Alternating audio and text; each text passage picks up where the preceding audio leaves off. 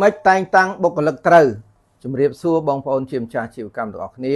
ថ្ងៃនេះខ្ញុំលើកប្រធានបទមួយថាយើងធ្វើម៉េចដើម្បីតែងតាំងបុគ្គលិកនឹងឲ្យត្រូវ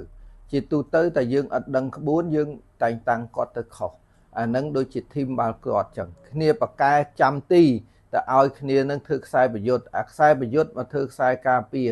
វាចេះធ្វើមែនប៉ុន្តែបើតែងតាំងបើគាត់ខ្សែប្រយុទ្ធខ្លាំងឲ្យធ្វើខ្សែប្រយុទ្ធតែម្ដងទៅ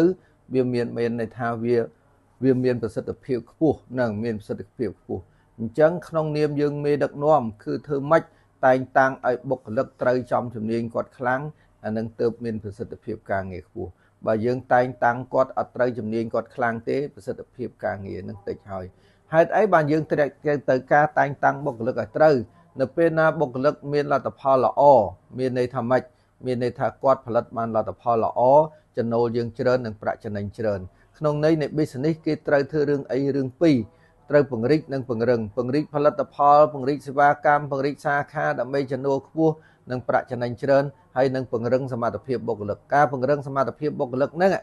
ធ្វើម៉េច train and coach គាត់ដាក់ផែនការឲ្យគាត់ធ្វើតាមដានហើយតោះតែងតាំងគាត់ឲ្យត្រូវជំនាញគាត់ខ្លាំងទៀតទើបប្រសិទ្ធភាពការងារនឹងខ្ពស់ធ្វើឲ្យយើងមានចំណូលច្រើននិងប្រាក់ចំណេញច្រើនជាទូទៅធម្មជាតិរបស់មនុស្សយើង human being របស់យើងមានជំនាញ4នៅក្នុងខ្លួនទី1 creator ជំនាញច្នៃប្រឌិតទី2 marketer ទី2 manager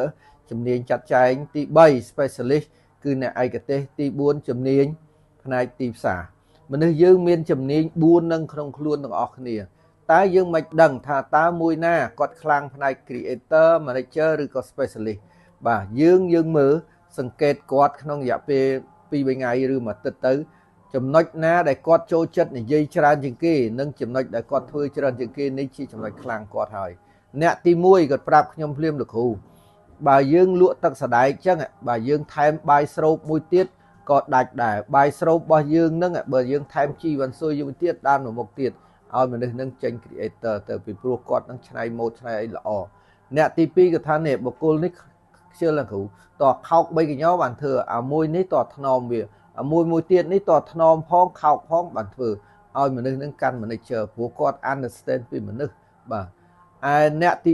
3គាត់ជំនាញឲ្យ specialist គាត់ថាណែលោកគ្រូម៉ាស៊ីនត្រជាក់លោកគ្រូអត់សូវត្រជាក់អានឹងប្រើ gas 40អា42ត្រជាក់ជាងឃើញអ្នកបច្ចេកទេសនិយាយតែបច្ចេកទេសឲ្យគាត់ធ្វើបច្ចេកទេសទៅត្រូវអ្នកទី4គាត់ថាលោកគ្រូបើយើងលក់បាយស្រូបហើយបើយើងថែមទឹកសដែកទឹកក្លុកទៀតដាច់ព្រោះអតិថិជនត្រូវការច្រើនហើយតម្រូវការអតិថិជនត្រូវការច្រើនដៃគូគាត់ចេញតិច